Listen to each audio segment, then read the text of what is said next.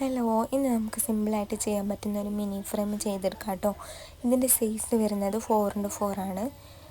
ഞാൻ ഇതിൻ്റെ പിക്ക് എഡിറ്റ് ചെയ്തിട്ടുള്ളത് ക്യാൻവോ എന്ന് പറഞ്ഞ ആപ്ലിക്കേഷനിൽ നിന്നാണ് കേട്ടോ. നമ്മൾ സാധാ എപ്പോഴും ചെയ്യുന്ന പോലെ ഫ്രെയിമൊക്കെ ആദ്യം ഊരി ക്ലീൻ ചെയ്യുക.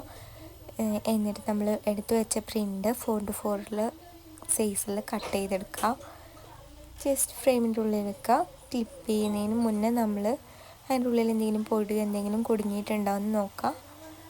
എന്നിട്ട് ക്ലിപ്പ് ചെയ്യാം കേട്ടോ. എന്തെങ്കിലും കരട് എന്തെങ്കിലും കുടുങ്ങിയിട്ടുണ്ടെന്നുണ്ടെങ്കിൽ അതൊന്നുകൂടെ ഊരിയിട്ട് ഫ്രെയിം ക്ലീൻ ചെയ്തിട്ട് വേണം കേട്ടോ ഇടാൻ. എന്നാലേ ഫ്രെയിം നീറ്റായിട്ടിരിക്കുള്ളൂ.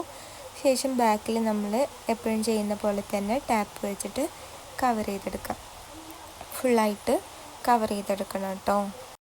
ഞാൻ പിക്ക് എഡിറ്റ് ചെയ്യുന്നത് ഇൻസ്റ്റാ പോസ്റ്റ് എന്ന് പറഞ്ഞിട്ടൊരു ഫയലുണ്ടാവും. അതിൽ നിന്നാണ് 4x4 ഫ്രെയിമൊക്കെ ചെയ്യൽ കേട്ടോ.